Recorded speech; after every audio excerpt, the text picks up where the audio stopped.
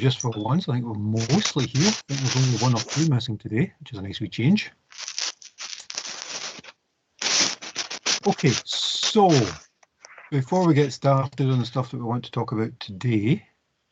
Oh, Brian, you got tea and I forgot. I knew there was something. I need to put it on my list. All right. Get tea. I was too busy queuing up all the presentations and images and videos. And Brian, get us a cup of tea, would you? Send one through the internet. Cheers. Yeah, a virtual cup of tea. Yep. You could send me one too.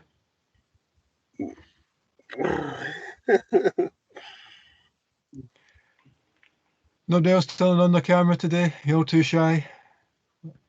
Or have you just sort of started the meeting to pretend you're here, now you're away somewhere else? Sorry? I'm just wondering if anyone else has turned on their camera or if they've just actually joined the meeting and then just gone away to do something else entirely. No, I mean, shopping. Tony, I'm in the meeting. It's just that. Hey, Bonnie, how you doing?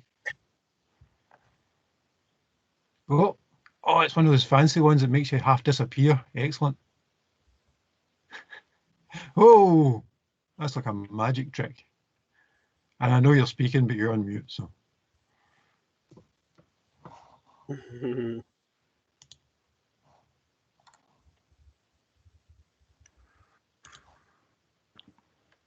In fact,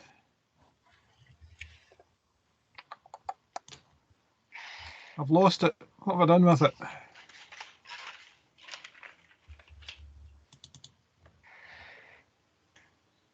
I'll find it for later. I did have an image for you, and I can't find it at all.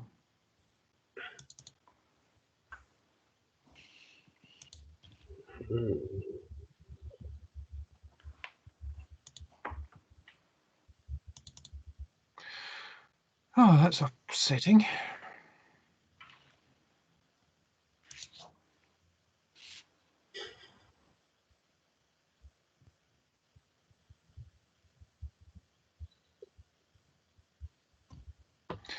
I'll find it for later.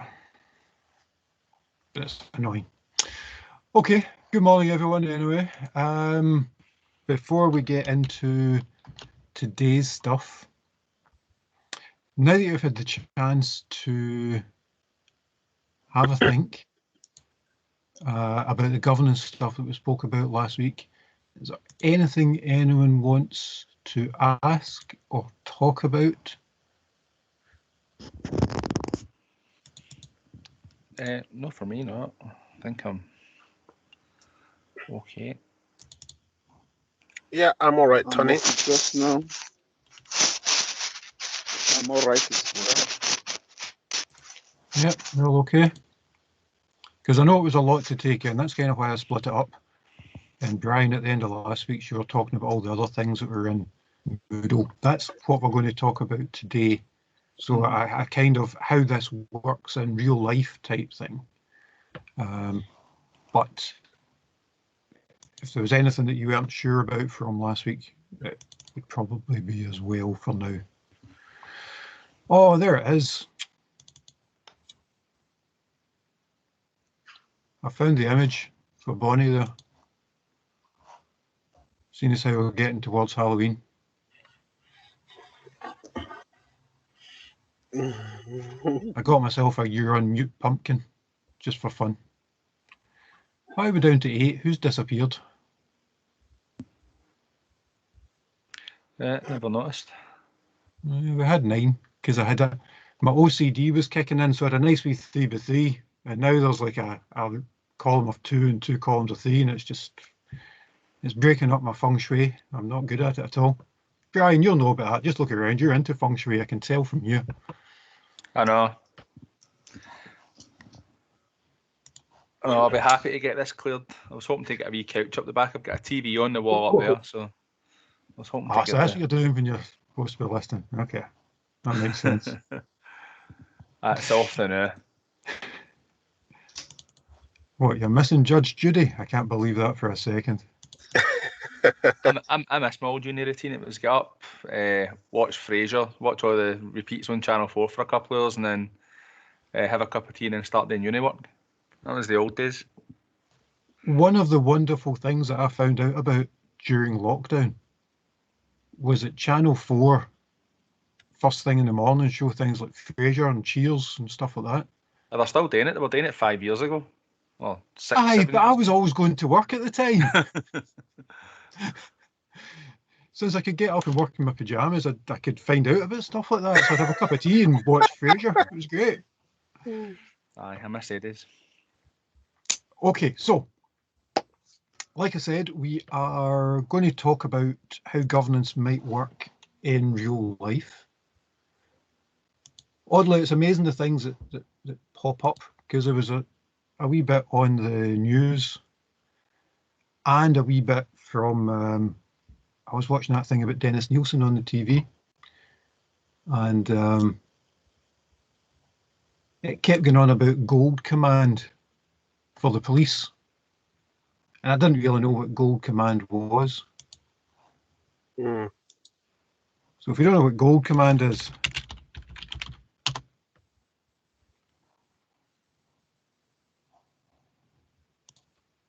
if you're watching any of these police things or listening to the news,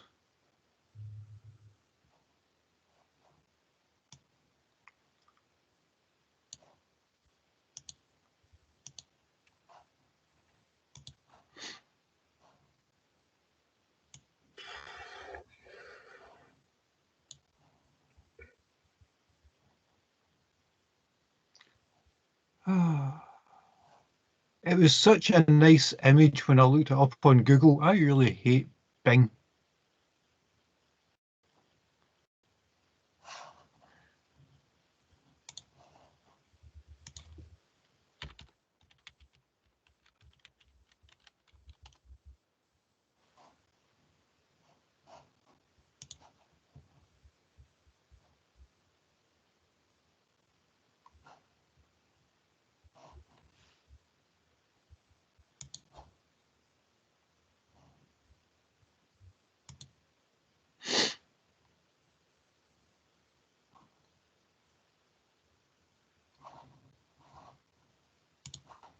I haven't gone away. I'm just trying to get this saved, because I found it in 2 seconds on Google.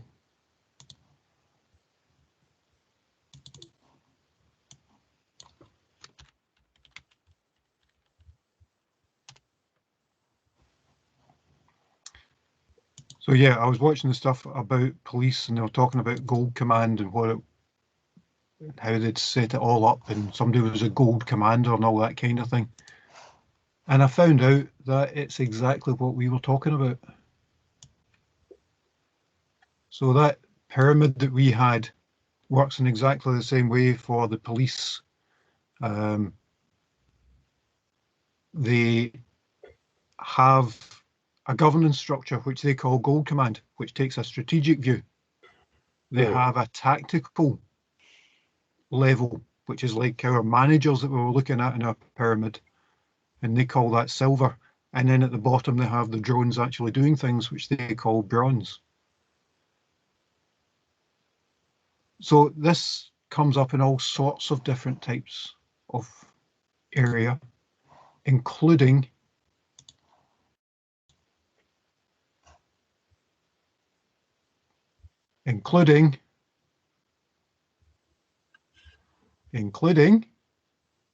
oh man, I don't think Moodle's had its tea either. So including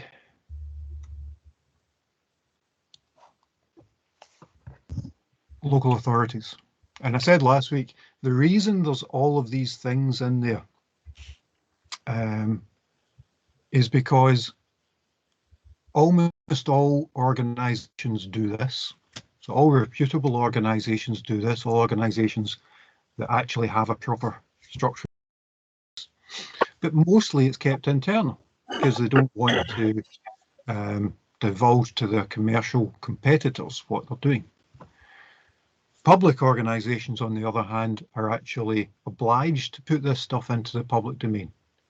So what I did was I picked on a council and I downloaded their stuff to see how they coped with all this. What they do, first of all, is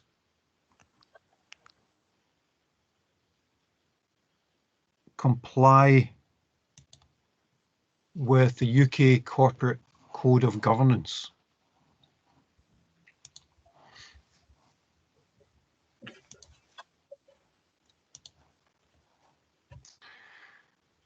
It's a guide, a code, it's not law, but it is a code for proper governance for organisations, particularly in this case about how they do their financials, so that things aren't hidden, so that they're not, so that companies don't have the opportunity to just put badgers into a shell company and say, oh yeah, well, we've sold stuff to this company and they haven't paid us yet, which is a common way for companies to hide losses. They pretend that they've given things to another company who still owe them, so it can stay on their accounts as an asset because they'll eventually get the money back. But there have been plenty of frauds where those companies don't actually exist and were actually set up to be a shell company so that you can offload your losses to them and the core company still looks as though it's financially healthy. So after far too many of these, and we looked at some of them last week, Westminster still won't put in proper governance in legislation, but there's certainly some stuff like this that lays out a code of how an organisation should be set up. So talking about board leadership, how responsibilities are split up, and how you go about auditing that, how you go about seeking to understand the risks in an organisation, and also how you might set up internal controls. All the stuff that we were talking about last week, basically. So this is the gold standard for the UK.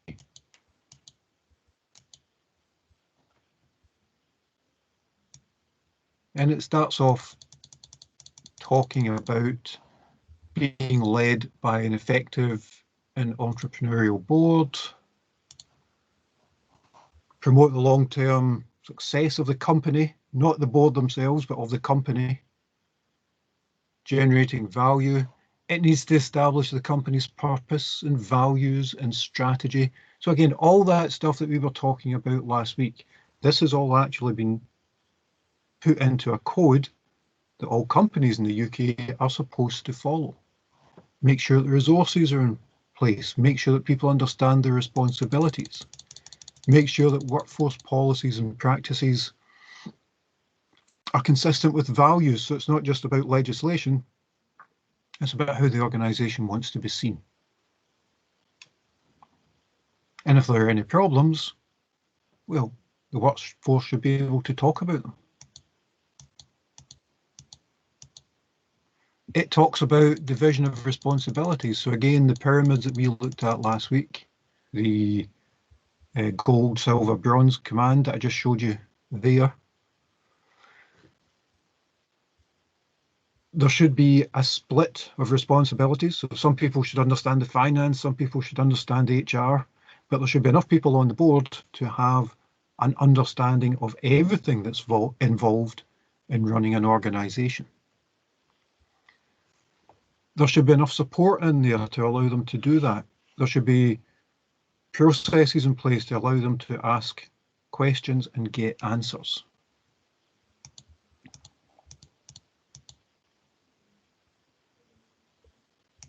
All of these things should be rigorous and transparent. I don't know if you've kept up with the news or it's something that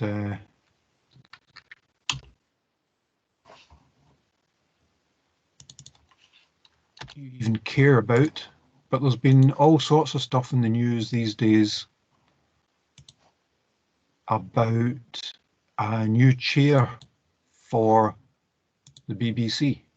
So someone who's going to chair the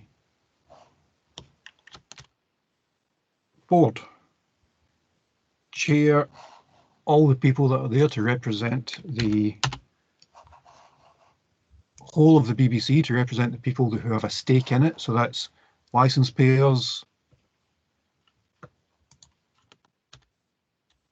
people in the wider community who hope that the BBC will uphold all its public sector responsibilities. And there's been a whole bunch of stuff in the news recently about the Chancellor of the Exchequer's former boss being in the running. They're old people from running. The Prime Minister wanting to triple the pay of the chair because they want to offer it to their old pals. It doesn't promote transparency, it doesn't promote accountability, and there's no particular reason to suggest that any of the people on this page actually have the skills to chair an independent board. And in fact, the reason they're being set up like that isn't so that they'll be independent, it's so that they will do the government's bidding. So it's absolutely and utterly going against how these things are supposed to work. Because they should be formal, rigorous and transparent. It shouldn't be, well, do you know something? My mate that I used to work with and has donated hundreds of thousands to us, he's looking for a gig. Maybe we should give it to him.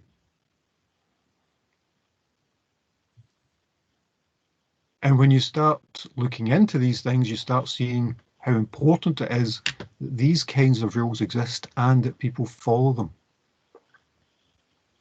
Otherwise, what we end up with is a kleptocracy.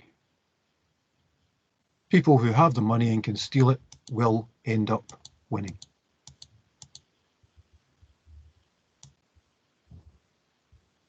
So once it talks about the governance and setting up a board, it starts to talk about things like what they should be doing, setting up policies and procedures, make sure it's properly audited, understand what risks there are for the organisation. Now, they don't do that all on their own, they get people to help.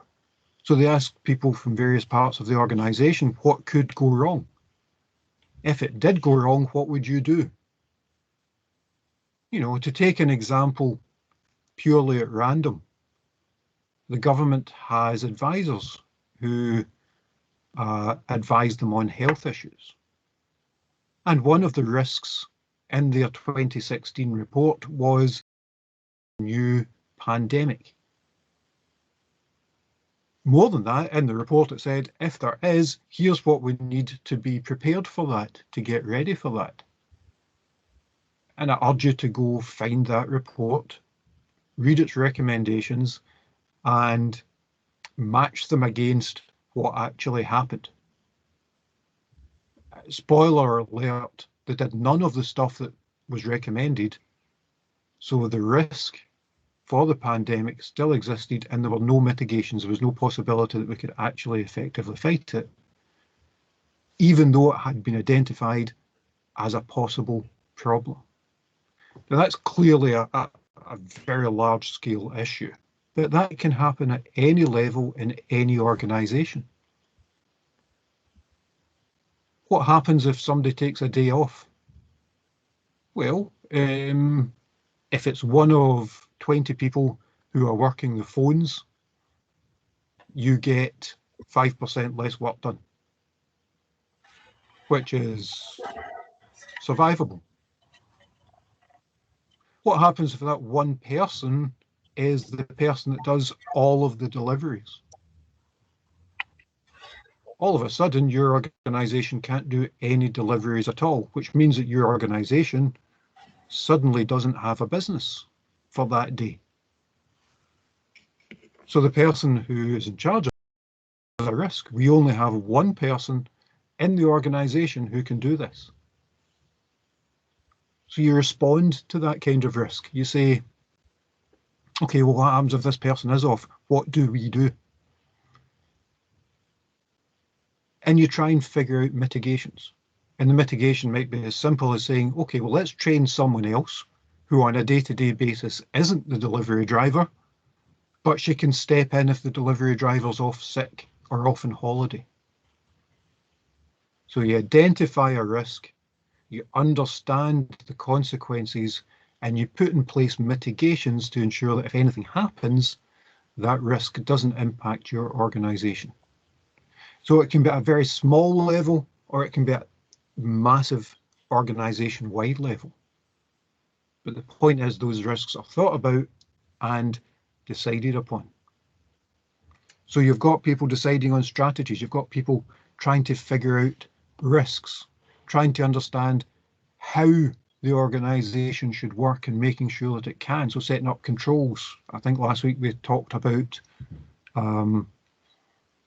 getting back to a customer within 5 working days isn't legislation, but it's probably good practice, and if the organization isn't doing that, it's probably a good idea that you find out sooner rather than later. So that's a control rather than compliance issue. But it's still something that a responsible organization should do.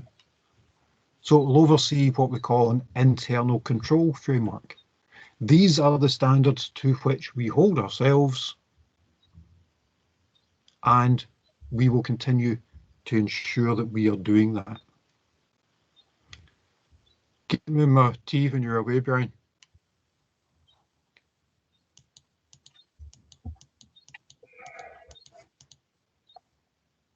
And they also do things like set out how much they're going to be paid,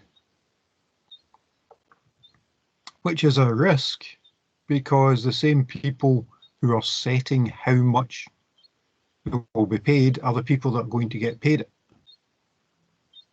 And again, if you've seen the news recently, you'll have noticed that MPs at Westminster have just awarded themselves a pay rise of over £3,000 a year. So the same people that approve it are the people that are going to benefit.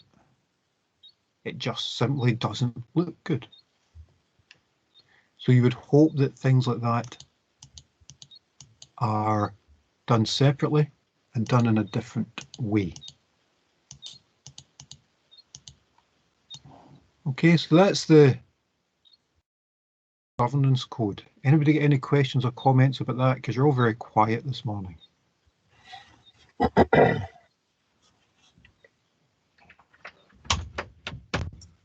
No, it's quite a good way to see things being Thank you. used Thanks, Brian.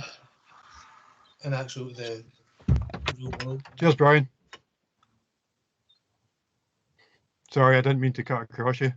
I quite like the idea. I just said bring a cup of tea and a cup of tea appeared. I apologise for cutting across you. What were you saying? I'm just saying it's a good way of seeing how things like the stuff that we're talking about gets implemented in actual in the real world, as opposed to just obviously like the idea of it all sounds good, but how much of it actually gets used. Whereas when you look at that, you can see that it's sort of more aims that actually get worked toward.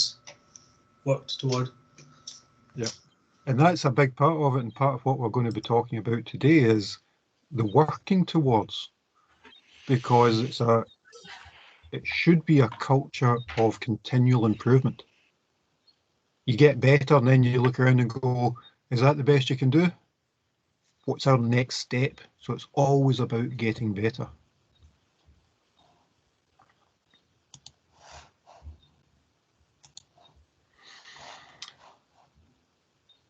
Any other contributions?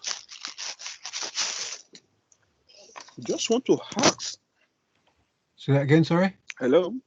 Yeah, Yeah. we can hear you. I'm just looking at the corporate governance code. What about the organization that is smaller organization, I'm looking at maybe like a small charity, that's applicable to them as well. Because if we are talking about separation of duties, where you have to separate roles, what applies to organizations that are smaller, that have not got enough people? Like maybe I'm thinking of maybe business that's being run by maybe a family business. So are they still going to apply the same rule like this? Yes. And they may not think of it in those terms. So a small business might not think of it in those terms, but actually a small business is so much closer to what's going on. They understand, they get in 50 pence for a paper or £1 for a cup of tea or 150 for 6 pints of milk. They're dealing in small sums, so they know exactly what's coming in. And if they suddenly decide to pay themselves more money, they've got a very close relationship to how they're going to get that money. So in some ways, for a smaller organization, even though they might not think about it in those terms, are actually quite often implementing these things better than larger companies. Because if a larger company decides, oh yeah, we've just wasted £5,000 on bringing in a consultant. Well, if their profits that year were 20 million, what's £5,000? But you know what they say, £5,000 here, £5,000 there, pretty soon it's real money. Your other example was charities. And they absolutely have to do this. And in fact, there's a whole set of regulations specifically for charities set up by the Office of the Charity Regulator. There are specific rules that they have to follow. They have to make sure that their what they're bringing in is actually used for what it's supposed to be used for, and not, for example, paying for chief executives.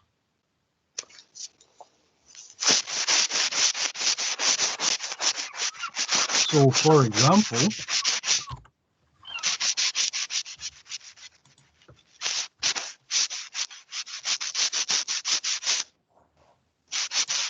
somebody doing some sanding somewhere. I hope it's sanding. Yeah, Yeah, that's I weird, have some background noise as well.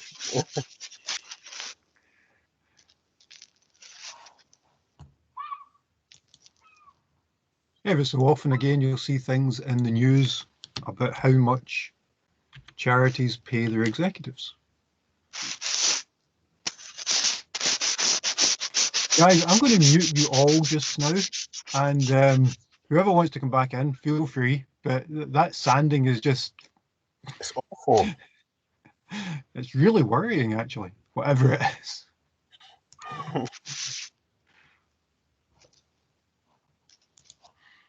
Okay, so I've muted you all. Feel free to unmute and come back in if you want to. So yeah, every so often you will see things in the press about charities and how much they're getting paid. So there's a charity called the Wellcome Trust, which paid one of its employees £3.2 million. So a charity pays an employee £3.2 million.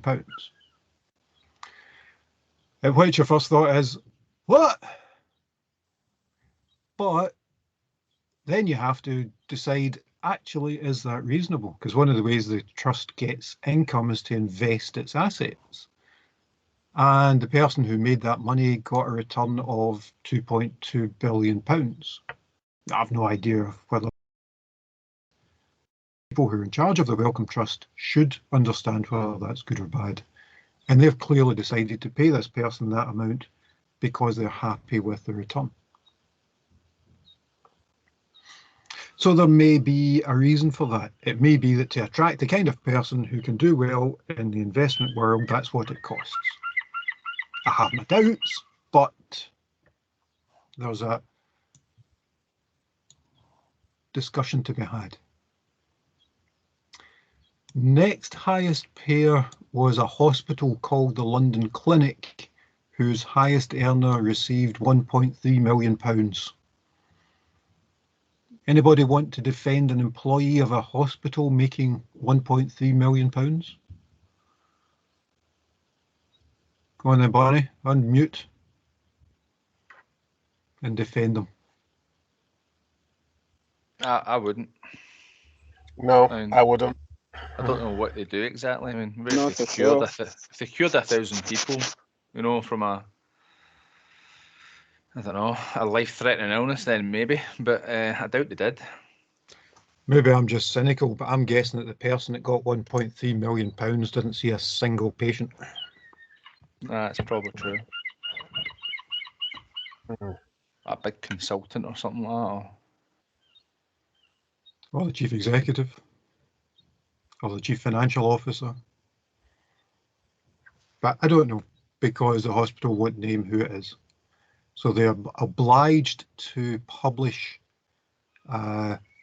bands of salaries.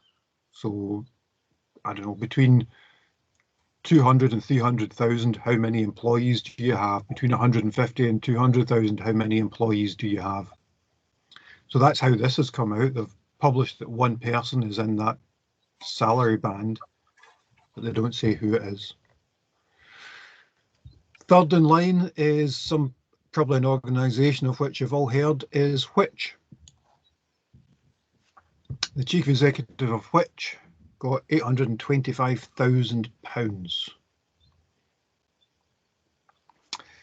You can have a look at that, you can go through it, and you can decide whether or not it's reasonable. But particularly when you are a charity, the perception is even worse. Because you always see things about, oh, chief executives of companies are getting paid this and getting paid that, and people complain about it. But in the end, they can't really do an awful lot about it. But if you see that the chief executive of Save the Children made £500,000 last year, well, I'm saying me, when I found out that the chief executive of Save the Children made £500,000, I made a conscious decision to support different children's charities, because I don't want to pay the chief executive of a charity £500,000. I don't think that's defensible. But that's just me. But on the other hand, I do have the option to take an opinion and do something about it, which perhaps we don't have with an organisation. I bet you there's people at the front facing end that are actually volunteering their time for charity but not getting a single penny.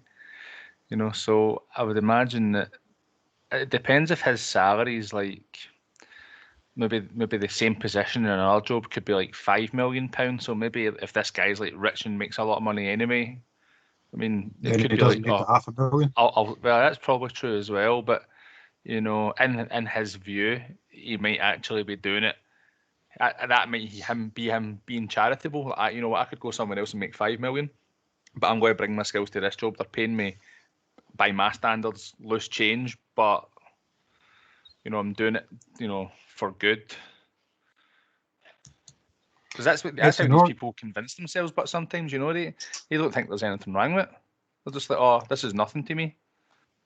It's Then if I pay £10 to Save the Children, to, as far as I'm concerned, help Save the Children, and all of my £10 goes to paying the director, is that really fair?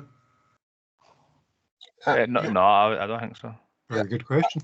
I'm asking myself, how much has the director contributed to the charity himself? Because charities do depend on contributions and fundraising from the public. So I'm just wondering, you know, if he can pay himself that sort of money, how much money has he put back into the charity? I'd probably say none.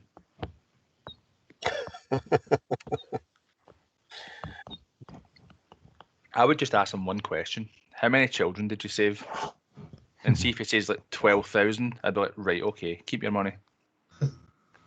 That's basically it. If he's doing it, then fair enough. Yes. You know, would you give £1 million to save somebody's child if you had it? Probably. And they always say that £5 can save a child. You know, some organizations do say that, but you think of, you know, we still have so many children out there who are in need, and they are giving themselves that sort of money. How much, you know, would that money, you know, save in the world? You know, they will. That's enough money to almost, you know, pay for every child. Ever since I was young, the adverts have been on TV like every year, and I question where the money's going, because surely there must have been trillions, you know, donated. Especially when you hear, like, you know, Steve Jobs gives away, Steve Jobs, Microsoft guy, gives away most of his money, and, you know, there's all these billionaires doing all these things. So there must be trillions in the pot, but nothing seems to have changed. So, I mean, where's it gone? Yeah, it's very true. It's a big question because you know, they keep fundraising every year, and you know, the problem is still there. They could have built cities. Do you know what I mean? They're like, oh, we'll build a few schools and we'll do this and we'll do that. They could have built cities, you know, with the money that they've raised. So I just don't understand. If you donate money, it should be trackable from beginning to end. Like, so if you donate a significant amount over, say, 50 quid, you should be like, here's the money, here's how we spent it, and there's a receipt. They could probably scam that as well, but, you know, I'm just very skeptical. Like, the billions they must have raised, and I don't see anything. The volunteers on the ground who face the real life out there, these, you know, children do face and see the reality on the ground. They almost get nothing because they are volunteers. They are working for nothing. And you know, if you look at some of the conditions they also live in when they go out there to work for these charities, the conditions are not very good. So I know. So I wonder how they feel then when they find out their head guy's been paid like £1 million. Yeah. Going back to your point earlier, Brian, about, you said something along the lines of, well, if they're getting paid that, maybe what happens is they can get paid that elsewhere. And that's an argument that's been made for years. So can you see that whiteboard? It's the first time I've tried this. Is it yeah. I was wondering what it was, because we can pick pens as well, I think. And yeah. All right. I've made it so anybody can join in. But all I was going to show you was what happens is, in that kind of thinking, the board of organisation 1 get paid a tenner, and they say, but we do the same sort of thing as organisation 2, and organisation 2 pay themselves 20. So we'll give ourselves 20. And organisation 2 go, hang on, we're much bigger than organisation 1. How come they're paying 20 and we're paying 20 when we're much bigger? Shouldn't we be paying 30? At which point organisation 3 go, hang on, we're the biggest around. We pay 30, and that much smaller company, organisation 2, also pays 30. Our chief executive deserves more. And then the next time round, organisation 1 goes, I know we updated our remuneration, but we compare ourselves to organisation 2, and organisation 2 do much the same as us, and they get 30. So actually our guys should get 32. And it goes on and on and on and on. So as I say, it's happened for years, and it is an issue. They use it as a reason why they would give those kinds of raises, because they say it's a comparative thing. It's the same sort of thing that they always say about well, anytime they want to use it. They basically say, this organisation here is paying this amount. We are comparable, therefore we should be paying this amount. And then the comparable organisation then ups it. And it happens all the time and has happened for decades. Perhaps they forget that they're running a charity, because where are the ethics and morals? Yep, and that's why part of what's on Moodle talk about ethics and morals, because it is part of it.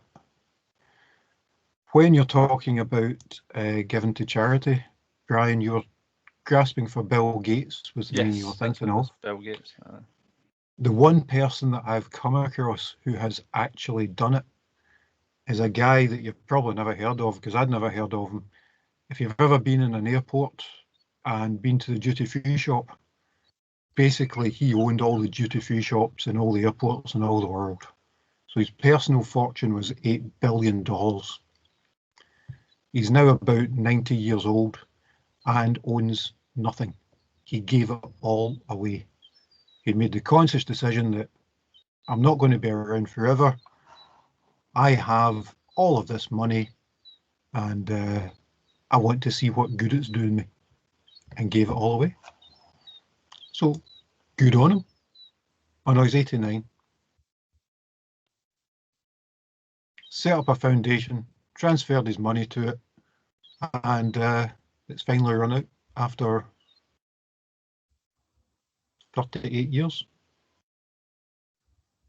It's a bit of a surprise the money actually lasted that long, you know, given the need. He must have been picking and choosing when it gets spent, but I would imagine if he left the bank account open for everybody that needed it to take, it would have been gone after 2 weeks. Weirdly, part of the thing is he didn't even decide.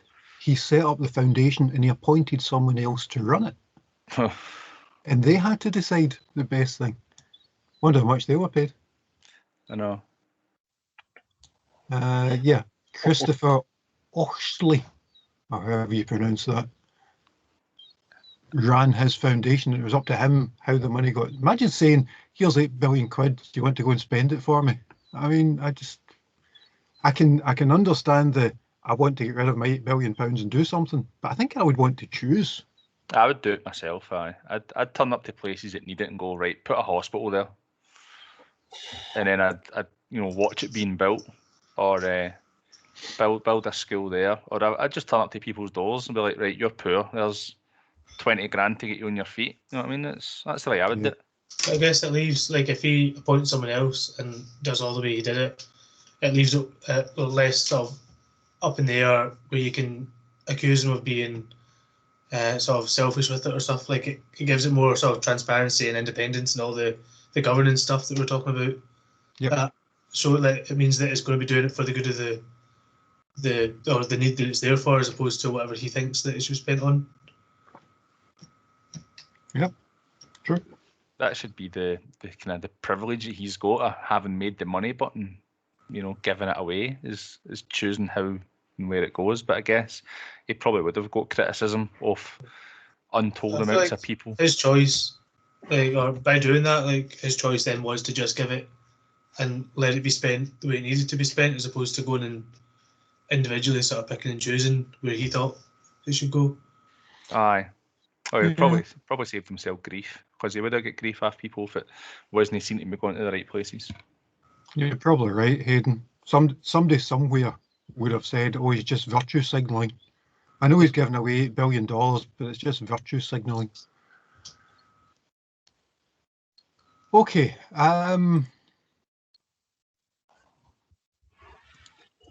Sorry, I don't mean to cut across the discussion. I thought you'd kind of come to an end. Does anybody else wanting to say something? No, okay. I wasn't quite expecting that to go along that long, but it's great that it did. But what I think we'll do, because it gets tiring staring at our screens and doing all this stuff, is we'll take a quick break. So will we take 10 minutes and come back when we've had a wee break? Yeah. Sounds good. Okay, so we'll all right. Okay, so I'll just put up a wee counter for 10 minutes. We'll take a wee break and I'll see you then. Okay. All right.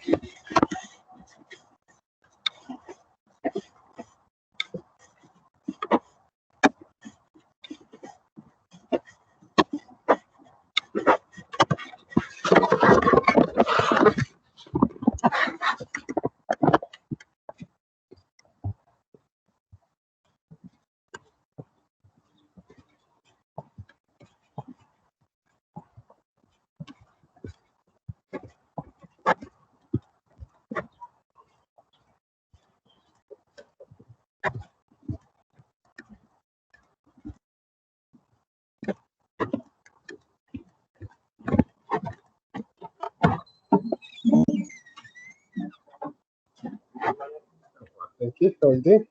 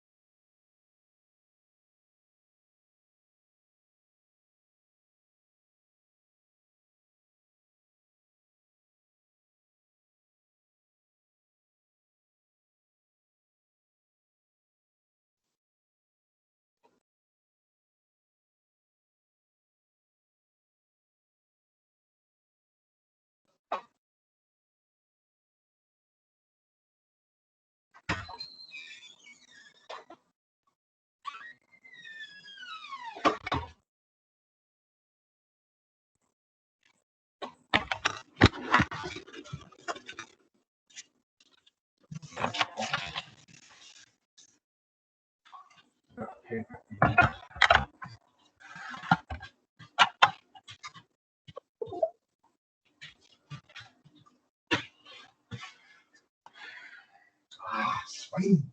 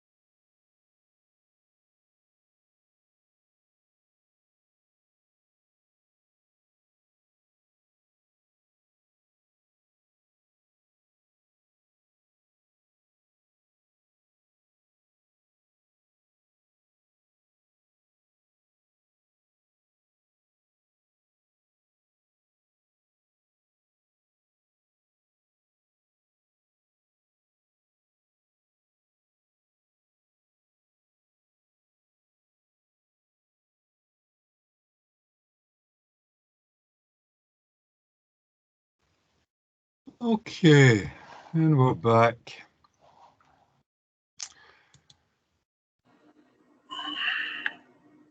All managed to get a break? Yeah. Yeah. Good.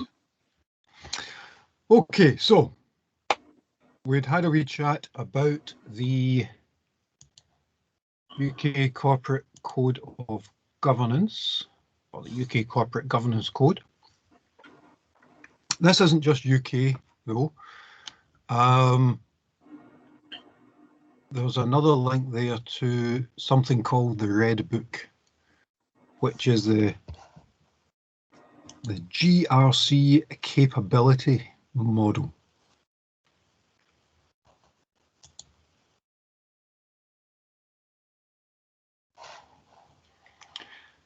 It's basically guidance for all of the stuff that we've been talking about. I'm not going to go through this whole thing, in part because it's like 120 pages. I just wanted to have a quick look at the chapters even, to see that the same concepts keep appearing.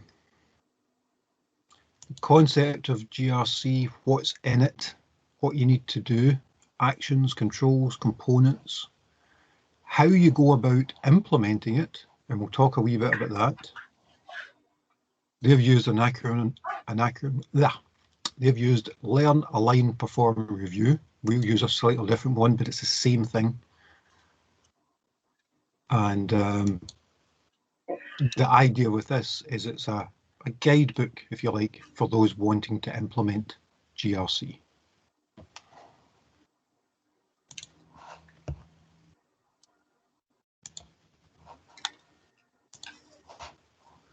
Okay, and there's also the same lines, the UK Stewardship Code, again from the Financial Reporting Council, and it's just saying if you are in control of an organisation, here's what you should be doing. And again, I'm not going to go through everything. I was just going to show you the principles there, which follow the same sorts of things that we've been talking about. Setting a clear policy, doing it transparently, having clear procedures about how people go about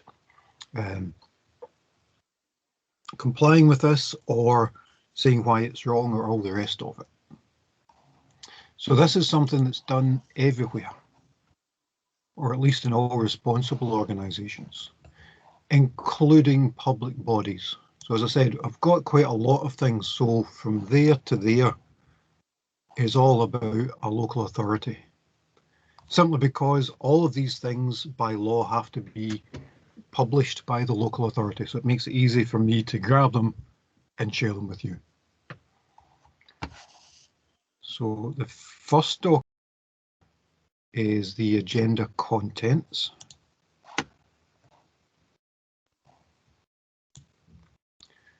And one of the things, but the reason I have chosen this one is because this is the council, who in this case, as we said last week, are analogous to the board of directors. So they're responsible for setting policy, but they're not actually responsible for going out and rehousing somebody. Okay, so it's their responsibility to set housing policy, and it's up to us to implement it. But this particular one was setting out what's called the council plan, and that's the strategy, what's going to happen, how it's going to work. So that's the agenda, and then in a much bigger document, there is the plan, what's in it, what the background was,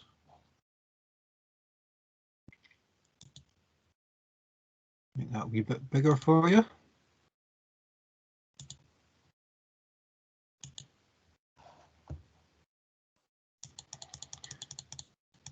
So there's a plan here. Now this has come to this meetings, and again, you can think of this like a board meeting, but it didn't just suddenly appear.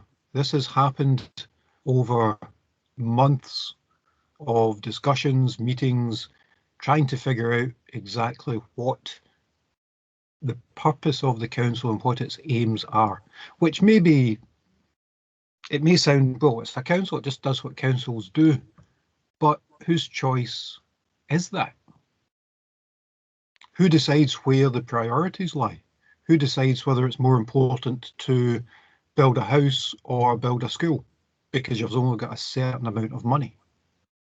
Somewhere there has to be a clear plan that says, this is what we're doing and this is why. And this is where it comes to that board for them to see what the plans are, how it's going to be managed, how it's going to be delivered, and what it is expected will happen because of that.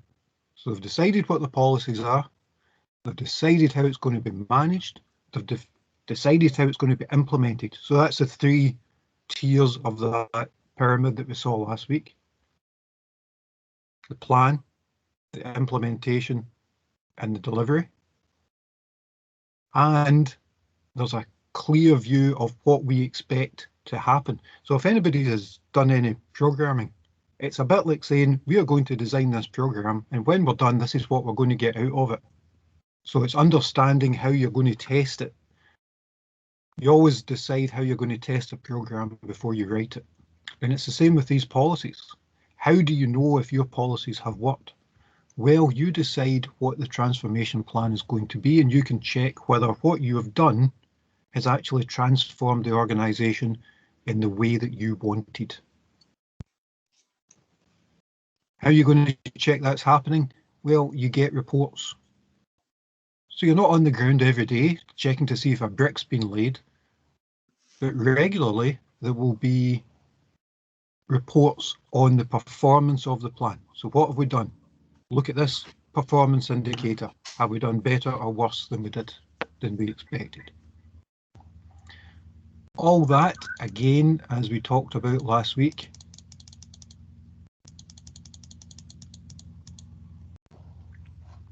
comes from setting out a mission statement. So we talked about those last week. And there's a very clear one here: to improve the lives of people in that council area. How are we going to do that to be the best organisation we can be? What is it that we see the important things for this council area? Well, there they are there. So it's a clear view of what the organisation is going to do, how it's going to do it, and what it believes its priorities are. And you'll see that this is a 5-year plan.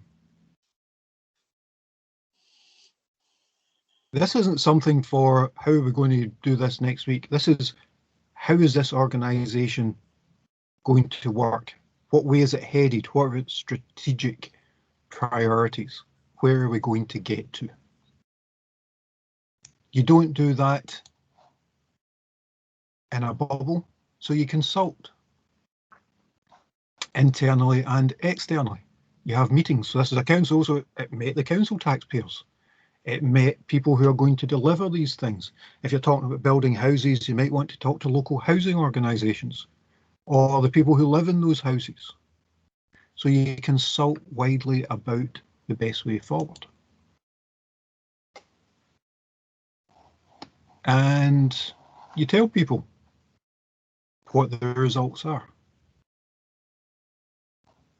In this particular case, there were 4,000 visits to our website talking about what the plan was going to be.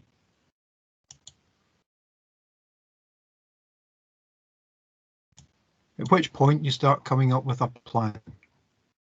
The new vision says it's fair for all, which is a bit woolly, but the mission is fairly clear. Improve well-being, prosperity and equity. Make people's lives better. Decide what the priority outcomes are for that.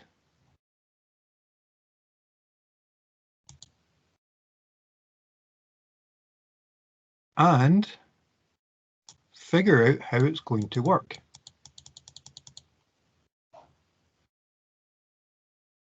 So there should be a clear line through from local improvements through the council-wide plan and how it's delivered. It has to be possible to monitor the performance, and that framework must be clear to everybody. You can't fudge it later. You can't come back and go, oh, well, we didn't actually mean we would build 1,000 houses. That was just an aspiration. So there's a difference between a vision and a commitment. So there's some stuff in there about how that's going to be organised internally. For the council, it's called a directorate. So, you know, one directorate looks after education and one looks after social work and whatever it happens to be. So they will have their own plans within that about how this is going to work. All seen and approved by the board, which in this setting is known as a cabinet.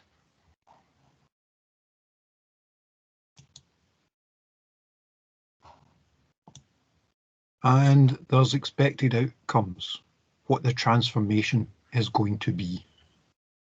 If we do this, what will happen? So what are the proposals? I'm going to do that, just what I'm looking for. So there it is, a whole big proposal with a big mission statement at the front, a council that's fair for everybody.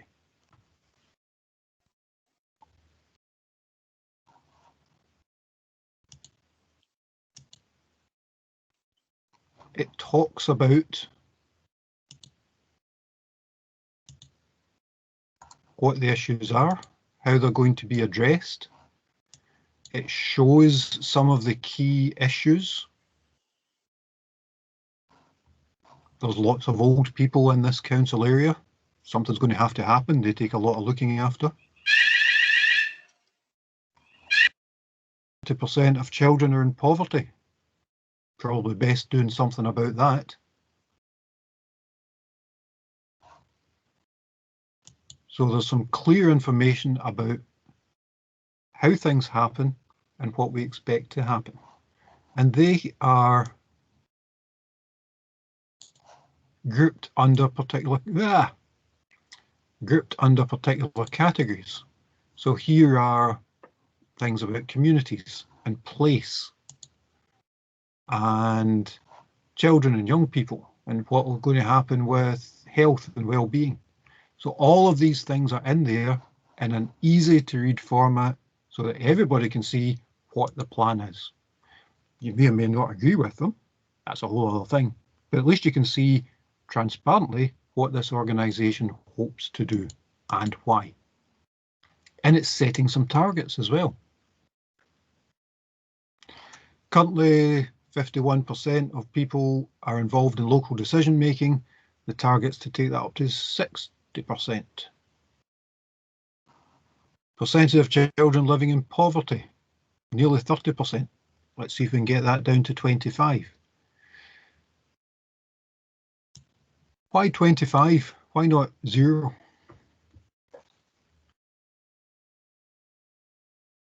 Would it be realistic? If you said nobody was going to be in poverty in 2024, would you believe it? No, it's absolutely not realistic. So this isn't just about saying, oh yes, we want to. Yay, aren't we wonderful? We are going to. It's about looking at what's actually happening and saying, yeah, this is realistic. We can do this.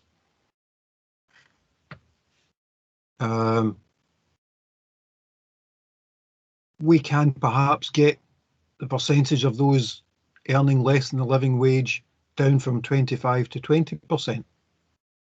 We can perhaps raise the scores that kids are getting their exams from 875 to 890. So it's about a target, and it's about setting a reasonable target as well.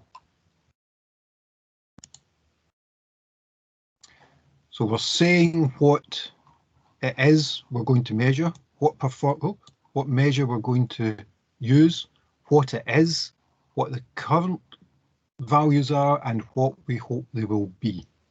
Sorry, I take that back. What the target is that they will be. So these are actual targets. And if it doesn't happen, what's supposed to go on is that somebody will sit down at some point and say, well, we got this from 24.25 to 29.1%.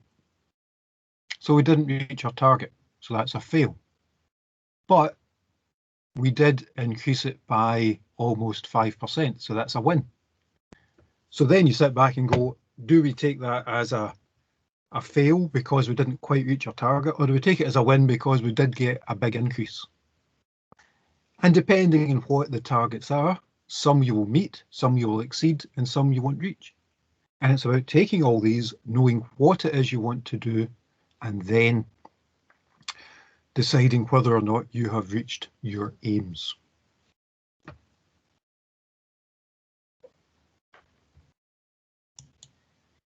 So there's loads of these things, so that they're very transparent about what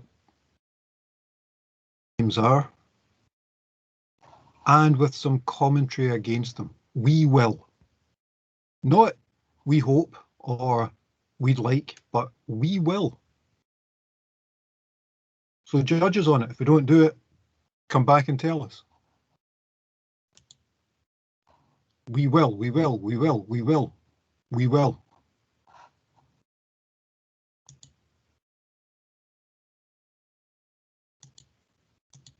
And there's lots of those. Lots and lots. So they're setting themselves up, some might say, to fail, or they're setting themselves up to say, no, this is what we're in the business to do, and this is what we're going to get done. How are we going to do it? Well, it will cost us. So there's some places that we're going to spend less money. And we're going to be very clear up front with that. We're going to spend less money on libraries and community hubs. We're going to spend less money on community learning and development. And again, you may or may not agree with it. But the point is, it's out there in a very easy to read format to say, hang on, why are you spending £579,000 less on community learning? Isn't that a really important thing? To which the answer is, of course it is. Where would you like us to save the £579,000 instead? So it starts a conversation, not just about this is what we're doing, but this is why we're doing it. But again, it's all very clear, very straightforward, nothing hidden.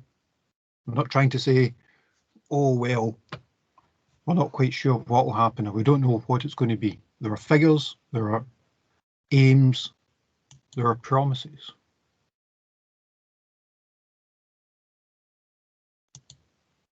So again, pages and pages of these saying what's going to happen. Some of them less helpful than others. Procurement, charging, yeah, I understand that. And do want to take a go at what, and even want to try and pronounce municipalization.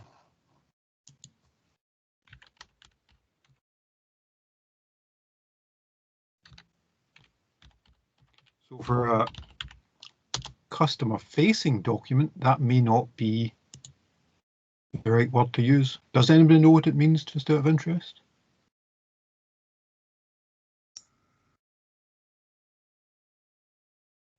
No idea. I think it's something to like transferring of like assets or something like that. I don't know too much, but I think it's to do with asset transferring. Can't get the word out there. It is. It's kind of the opposite of nationalisation. So it's taking a corporation's assets and transferring them to the ownership of the municipality. So, for example, here there's, and I don't quite know, it says catering income streams, I'm guessing what that means is instead of hiring outside companies to provide catering, they'll do it internally. And that will save £75,000 a year. So some things are obvious, some things less obvious, but actually, now that you know what that means, is there an easier way to say it? And if there's not, maybe we have to perhaps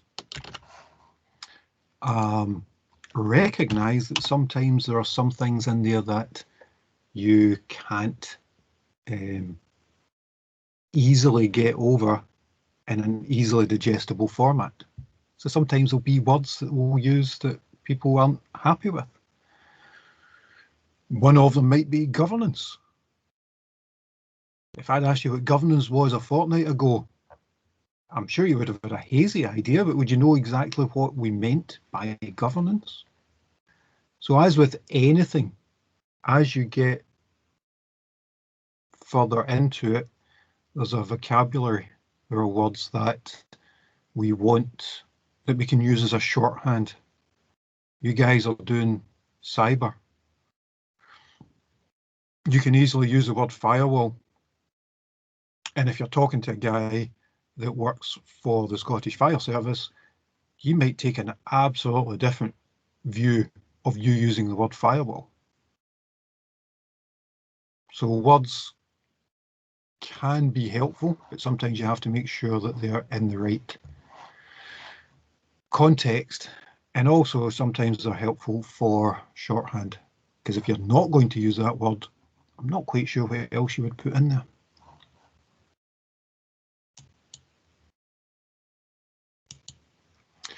So there's a whole bunch of things about how it went from the beginnings to how the plan was created, who spoke about, what people thought was important. Again, I'm not going to go through it all because it's all there. So in terms of governance, it's exactly what we've been talking about. It's clear. It's transparent. There are processes. Everyone can see what they are and everyone can follow them. Everyone happy with that? Anybody got any questions or comments? No. Hello. Yeah, I just want a clarification on the entire module. It looked like this look more of management and then, or maybe HR stuff. So, and we as a cyber security analyst or specialist, I'm just looking at the practical way. Is that we going to be getting involved in this documentation, or how do that work? It will be both. So the reason this is in here is a couple of reasons. One is you need to understand how this works. So for example, at the moment we're talking about governance, but that's bound up with risk and compliance. So clearly as a cybersecurity expert, you'll be asked to weigh in on the risks to an organization in terms of cybersecurity. And in fact, you might have to come up with a whole section of a document like this that talks about what you're going to do in cyber and how you're going to spend a certain amount of money and why. So in your day-to-day job, you will absolutely have to be aware of this stuff and almost certainly have to contribute to it.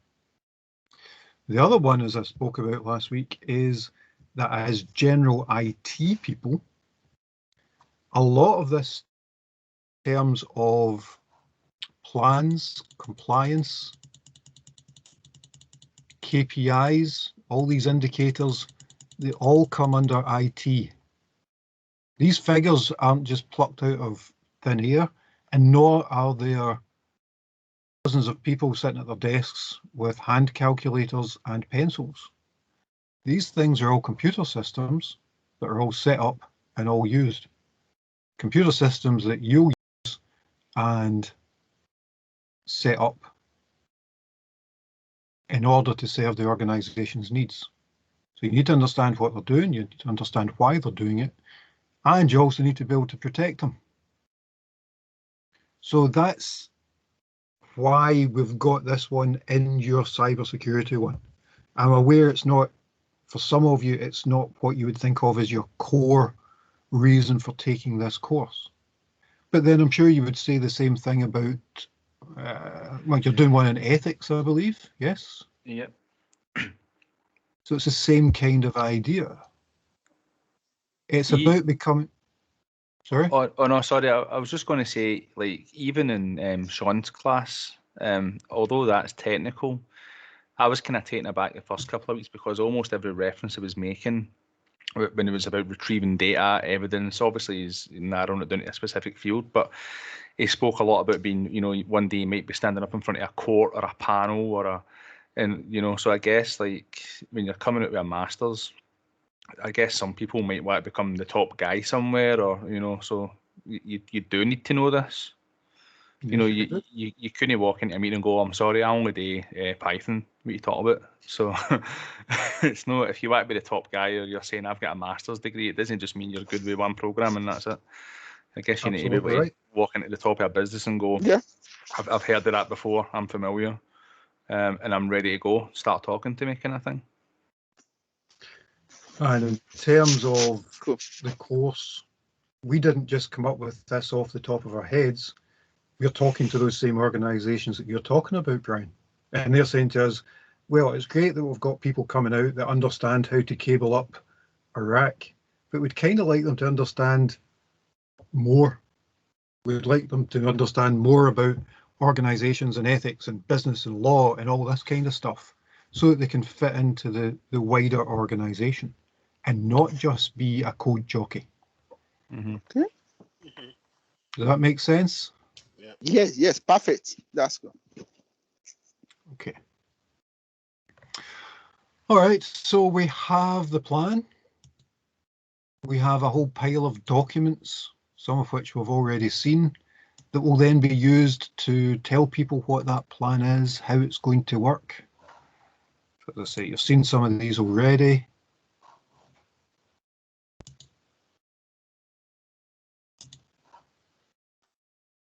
So you've seen the performance management, you've seen a poster that people can use to say this is what we are doing, and you'll see similar things in businesses all over the world. You walk in and you say, what is our vision? What is it that we will do? And there's maybe a wee A4 poster so that people even walking into a sandwich shop. Last time I passed Subway, I noticed they had one. This is our vision for Subway and this is what you can expect from us. All of these things need to be communicated and reported on.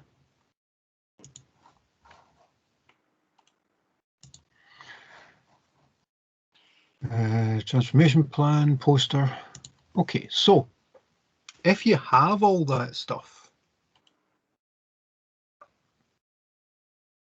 so that's top of the pyramid stuff, that's governance, strategy, all that kind of thing. What about the bit further down? What about the bit where someone has to go and actually make that happen? This is that next document. It's got a weird name, it's called the Scheme of Administration, but it sets up all of that stuff. And it also takes into account that people will have expertise in different areas. So I'd been saying before about boards having expertise in IT or HR or whatever it happens to be. For this organisation, this is how they do it. They have rules about how things are going to be set up, which I will skip over, but they split themselves up into multiple committees. So there's the council, which is the equivalent of the board, but there's also all of these subcommittees for that council, which look at specific things. Appeals, audit, fire and rescue, staffing, HR. There are rules about who is responsible. If, for example, there is a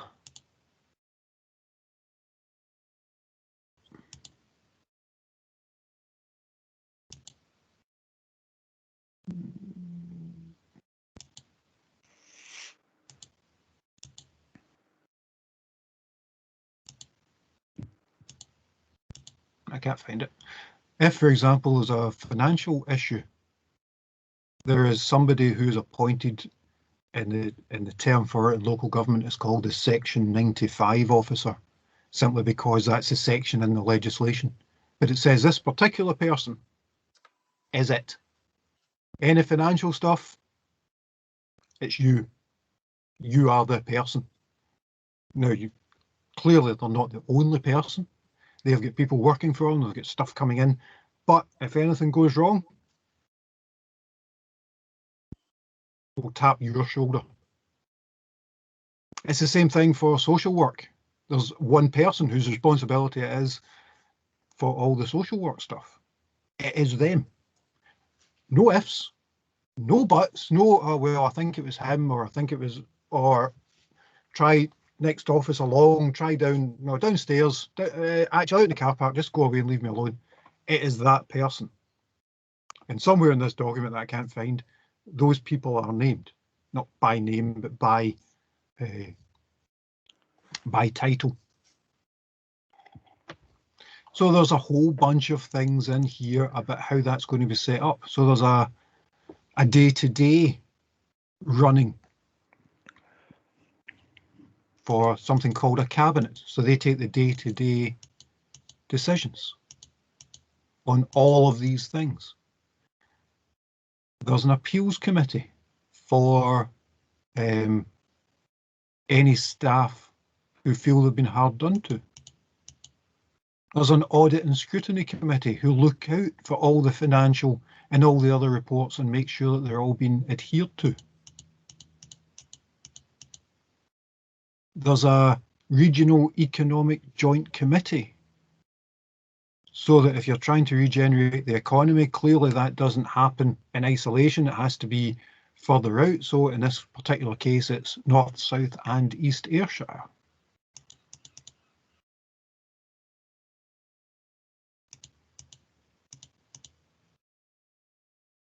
Shared services is social services. So again, there are people who use that as their speciality, or it might be education as their speciality, or it might be licensing.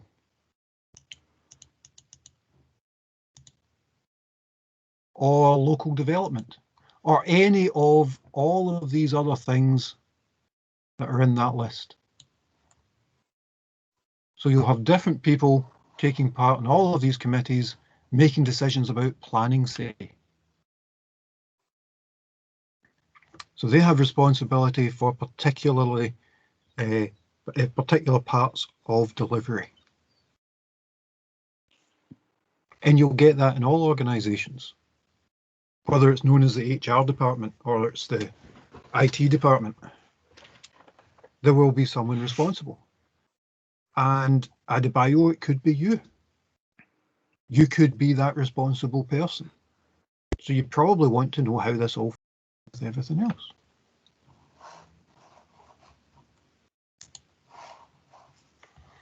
So organisations are administered.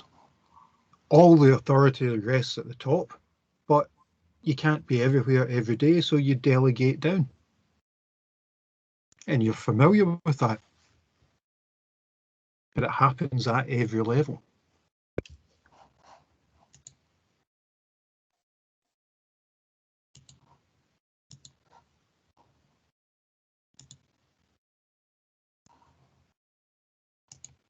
What about employees?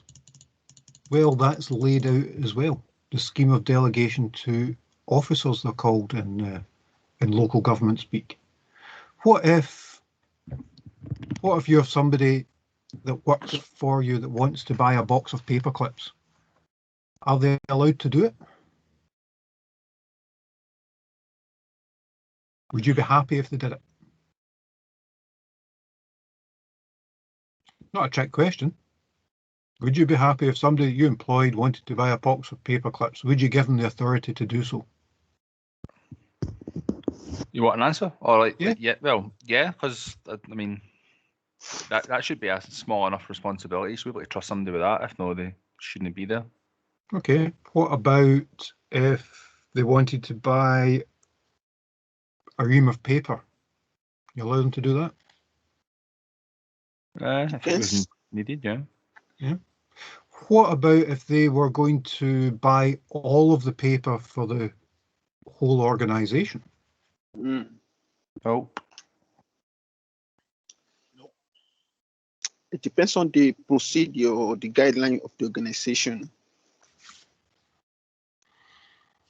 And that, Organization, in some cases, they do have a system where you can you are allowed to purchase items to a certain amount of money, and then you can claim that from the petty cash office. If it's a big purchase, a bulk purchase of items, then it has to go through the normal procedures of buying stuff through the procurement team or procurement Okay. officer. So there's a few different things there. So you might be a salesman, you're out buying lunch for one of your contacts, you pay it yourself and you claim it back on expenses. There might be other things that you buy, say for the office, but you use the company credit card. So you're using the company's money immediately. There might be contracts that go out that you will have to go through procurement. So there are different levels, there are different amounts of money, there are different levels of responsibility. So at some point, somewhere, you have to say what they are. So there's no ambiguity. It's the same sort of thing with all the functions. So here's a scheme of delegation. And it talks about the same sort of things we've been saying all the time: openness, accountability, responsiveness, democracy. We'll skip over the... Who's back to sanding? Is this a woodwork class?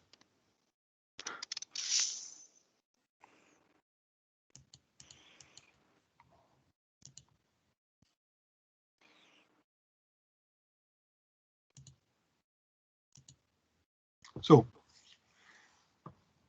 deciding what powers go elsewhere starts off with saying what powers are saved.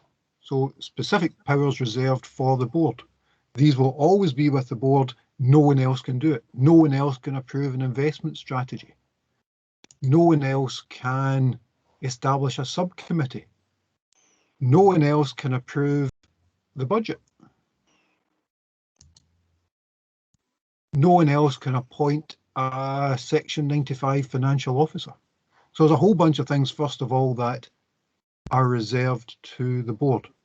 So no matter what else, no matter what you think anywhere else in any document, you cannot do any of these things. There's also kind of general stuff. Yeah, we've given you the responsibility, but you might want to think about this kind of thing. If you've got a power to spend money, but you're going to spend more money than the organisation has, well, you might want to think about that, and you might want to talk to somebody before you do that. It may be in your powers to spend £100,000, but if there's only £5,000 in the bank account, it doesn't sound like a good idea to me. Sometimes you might have to, but you should at least chat to some people before you do. What if it might contravene a national policy or legislation?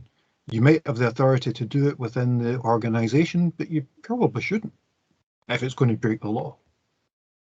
You can't go against other things that are sitting about, other standing orders. And as we'll talk about later in the next couple of weeks, there's compliance involved. So here, it's talking about specific acts, specific governmental acts, specific laws. Chief Finance Officer means the Chief Financial Officer of the board appointed by the board in terms of Section 95 of the 1973 Act. No, I don't know what it means either. I just know that the Section 95 officer is responsible for all financial stuff. But I haven't read the 1973 Act. I'm kind of hoping whoever understands that stuff has. But I don't have enough knowledge to know whether they're doing it properly or not. So employ the lawyer who does understand that kind of stuff. And then once you've got all that in place, you can start telling people what it is they have the authority to do. Does the board want to appoint every delivery driver? Every machine operator? Probably not. Does it want to appoint every manager? Probably not either. So there has to be a level somewhere where you want to get involved.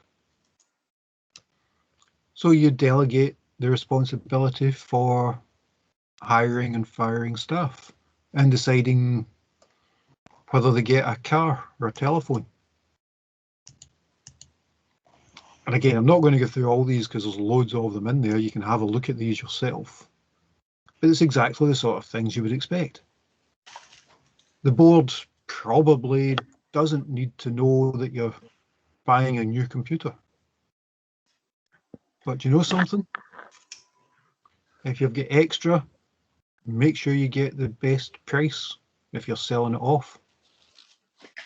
In other words, work in the best interest of the organisation.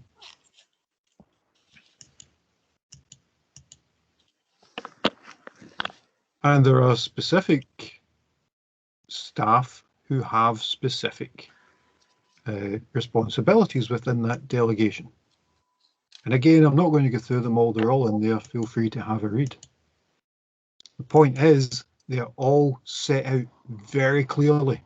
These are your responsibilities. This is what you will do. And Adebayo, that might be you in that document someday. The Chief IT Officer may have overall responsibility for. And that's not just a document, that's what your job is. As in, if you don't do it, you can get fired. So it's probably a good idea to understand the document, to understand what your responsibilities are, and to understand how it fits into the whole organisational framework. Part of the problem I've got, as I said, is a lot of organisations' documents are held internally. I can't get access. So the specific IT one doesn't exist in these kinds of documents. For plenty of organisations, it does.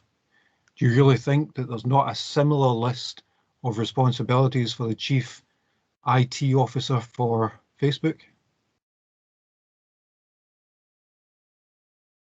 These things exist, and they exist in your world as well as everyone else's.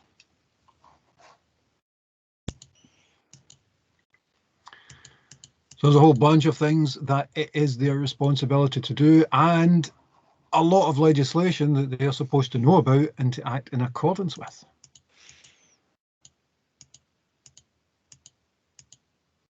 Wouldn't it be nice if you, as the Chief IT Officer, understood the legislation that applied to you? GDPR, all of the other things that are in there.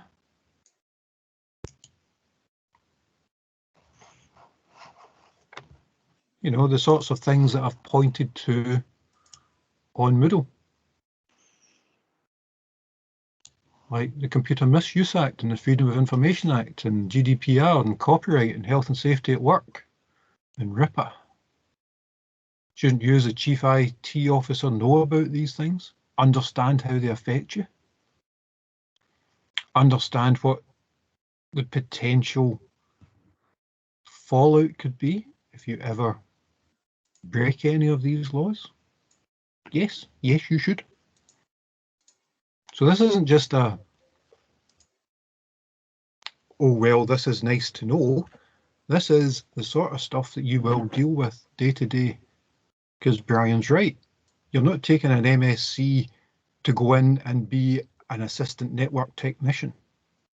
You're taking an MSc to go and be a senior manager, board member, that kind of stuff. And that's where you should begin. Not that I'm saying it will happen straight out of university, but that's where you should be aiming.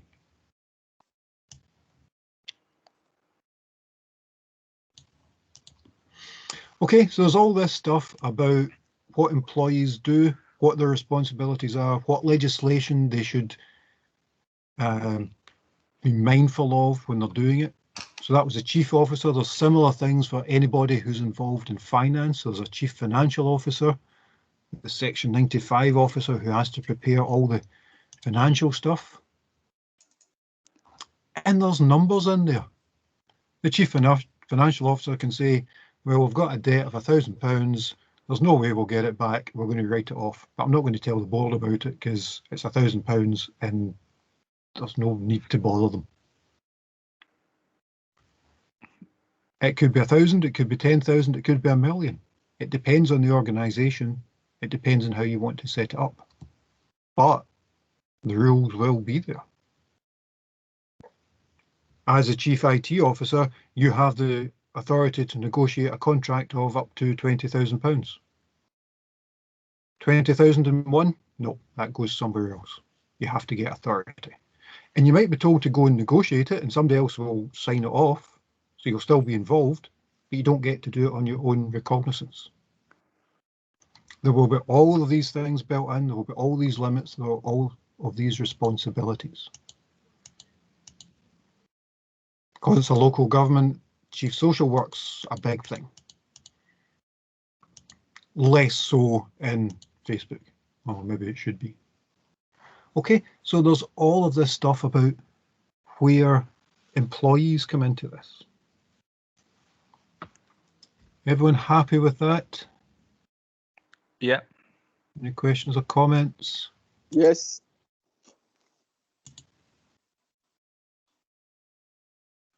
So as we're talking about, oh, there's a similar thing. So that was the joint board. There's a similar thing for the council. Again, it's on Moodle, you can have a look. But you can see that it's split up into different types of responsibilities. Democratic services, that's basically legal, economy, education, finance. And actually finance and corporate support includes the IT stuff. Because corporate support is put under, IT is put under corporate support in this setup. But the stuff that I showed you, there'll be similar things in there. Look at the lists of acts that whoever this person is responsible for understanding and implementing. Look at all those acts and regulations, pages and pages and pages and pages and pages and pages and, oh, good God, and pages of them. That's in their job description, to know all those. So it's going to be in your job description to know all about GDPR and data protection and health and safety and all RIPA and all the other stuff.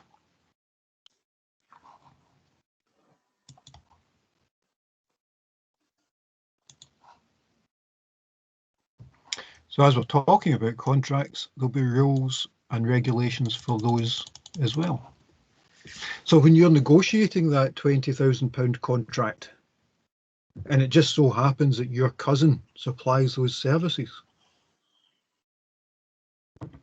maybe you might want to think that there might seem to be a conflict of interest there. Maybe you might want to think that giving it to your cousin without putting it out to tender might be a bad idea. As I said last week, you might want to consider whether giving a £100 million contract for personal protective equipment for the NHS to a company that was only registered 3 weeks ago, but that is owned by the husband of one of your closest advisors, might somehow be seen as being not quite the right thing to do. So there's rules in the public sector for how you do that. And people can and will be fired if they don't follow these rules. And we're not talking about a small document, it's nearly pages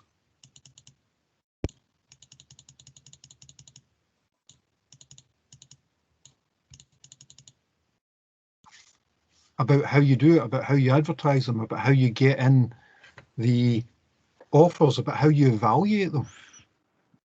So you're evaluating your cybersecurity firewall hardware. So you put it out to tender and you get 10 tenders. Which one do you choose? Well, for a start, you don't wait till you get in the 10 tenders. You say how you're going to choose before you start. And part of it might be price, part of it might be quality. But how big a part? Well, if it's a firewall, you probably want it to work. So that's probably kind of high up there. If it doesn't work, there's no point in having it.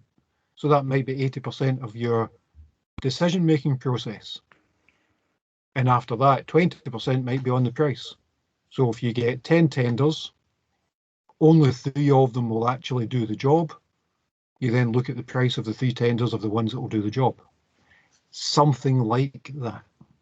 But it'll be up to you to decide what that is, and it'll be up to you to decide what your firewall hardware and or software will have to do. You'll have to write that into the tender. You'll have to decide what the criteria are for making those decisions. Does that make sense? Yep. Yep. So there's a whole bunch of things about getting the tendering, opening them, checking them, evaluating them, telling people what happened. What happens if you have to change the contract or end it?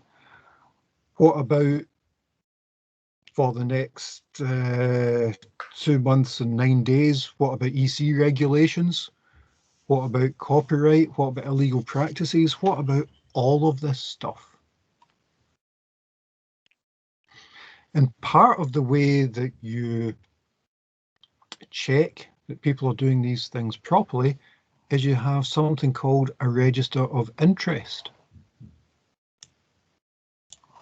So somewhere publicly, and here's one here from 2 years ago, there's a register of interests. So there's the first one. This person here is the IT manager at ECG Buildings Maintenance. So if this organization has a tender for buildings maintenance, there's only one person puts in for it, and it happens to be ECG Buildings Maintenance. People might make a connection there and might say, are you sure? So all of these things that might have a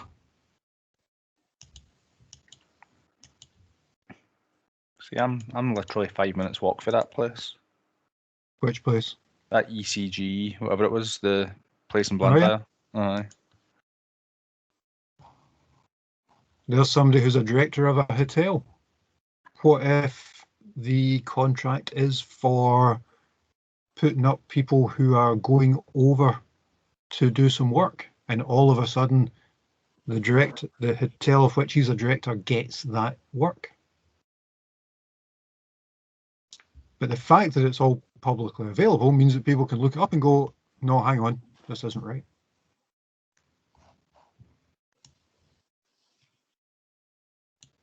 Blantyre. Do you know, I'm not even entirely sure where Blantyre is. It's Glasgowshire, isn't it? Yeah, that's only 5 minutes away for the uni, so I'd hope so. Yeah. Oh, that pretend uni, the one that's out sort of Hamilton way. We don't talk about Yeah. that one. That's No. All right. Okay. Yeah, that's about 10 minutes away from my workplace. Are you Paisley all the time then, Tony? Is this just a... I used to be at Ayr, and now I'm at Paisley, and clearly some time at Lanarkshire as well. But it's more of a general thing. I have got no conception of the geography of Glasgow and surrounding areas. I just don't know. Right. I can get to Glasgow Central and get to the theatres. Other than that, I'm kind of lost. Genuinely, I came up last year to do a similar class last year, and I had to use my sat nav every day. I still get lost every single time I tried to drive up. I got basically as far as Newton Mearns and then just get confused every time I went through East Kilbride and just gave up. Fair enough. Okay, so there's all these kinds of things happening, all clear, all transparent, and all aimed towards the organisation. Any questions about that? Does that help in terms of the stuff that we talked about last week, and also in terms of how you're thinking about this case study? Yes. Yeah. Yes. Makes sense. Okay, kind of broadens the scope of what people think they might be able to do when they actually get qualified, and maybe they go and do a couple of years getting experience, and then these are the kind of jobs that these are probably a couple of £100,000 a year jobs, if you're the head of quite a big organisation or something. So, and as you rightly say, when you're applying for them, being able to program in Python probably doesn't make your CV. No, probably not. They'll probably not be interested in that. Yeah. All right. I did have an actual lecture that I wanted to give. It was about PDCA, which, as I'm sure you all know, is Plan, Do, Check, Act. It's basically about continual improvement. But I also noticed that it's after 1 o'clock, and well, I don't know about you guys, but I've found it actually quite fun today because we've actually been able to talk about things, and I've found that interesting. But it does mean we went on a wee bit more, but I would rather have it that way around. Mm-hmm. My point, if I have one, is that it's now after 1 o'clock, so I'm not going to keep you later because I know some of you have jobs and things like that, and weights that need lifted and all that kind of stuff. Brian. That's not happening today. I've actually been going to the gym in the uni for that. So I started back there, but after months of not doing anything, I'm a bit knackered. Are you not a bit worried about all the kind of sweaty equipment and? No, I mean, my kid goes to school. She's exposed to 100 other kids every day. My wife's a nurse that visits care homes. I've got 1,000 ways to possibly catch it. So the way I see it is taking the slight risk to stay a bit fitter. If I do get it, probably gives me an advantage. So fair enough. Maybe, Brian, you're adapting to the Swedish approach of COVID, that you get exposed to it, you become immune, and you're good to go. Well, hopefully, I think. No, there's no hopefully. That didn't work. No, well, they just killed everybody and cracked on with it, didn't they? I think that's what they did. A lot of that. Never mind. But even the countries, what was it? I was reading somewhere earlier. Wasn't in the Czech Republic, but somewhere like had one of the best responses, and they were making millions of masks right away, and they were right on top of it. But now they're like one of the highest. I can't remember what country it is now. But they're taking an absolute battering now because I think people have all just took their foot off the gas. But I thought it's inevitable the way I see it, and I just I don't trust the government to keep me safe. I'll trust myself to keep me safe, and I think trying to stay fit is probably part of that. So we'll see. But I know a few people that have got it. My sister-in-law's got it now, and she actually shielded she stayed in her house literally for about 6 or 7 months. And then only over the last few weeks she's come out being very careful, and she got it almost right away. So, but she's absolutely fine. My wife's one of her colleagues, a friend, she's got it as well, but she's just in her house absolutely fine, So it does depend. I was reading a thing today. There's a Celtic are playing in Europe tonight, and they've got some people down with COVID, and some of them are, yes, they've got it, but neither up nor down. I've forgotten the guy's name. Is it Near Beaton? Is that right? Yes. So does El Hamed. Quite a few. Yeah, but the point I was going to make about Beaton is young, fit footballer, can't breathe, and he's really struggling with it. Whereas the other guys are absolutely fine with it. So it affects people differently. It Has he got it bad? Yeah, apparently. as in can barely walk from the car park to get tested. Right. And as I say, fit footballer, came back from international football and really struggling. So it's just your luck as far as I can tell. I know. Presumably there's a bit more to it, but That's the same with flus. I've had flus where I couldn't walk. You know, my body's as cold as ice, and you know, you've not been able to go to your bed to go to the bathroom. Your bed's saturated with sweat, and I don't know. I know that I've had illness pretty bad before, but I don't know how this compares. well, there's not many flu in which the final stage is death. So No. not unless you're in a particularly high risk group anyway. There's a lot of people that probably are and don't even know. Yeah. Anyway, okay, so there is still that lecture to do. I think I'll do that at the start of next week instead, because it is getting late. I've asked you about questions. I know that some people haven't asked any. I'm not even entirely sure if they're still here, if they just joined the meeting and then went away. What I'm going to do just now is stop the recording so that anybody who wanted to ask a question without going on the recording can do so.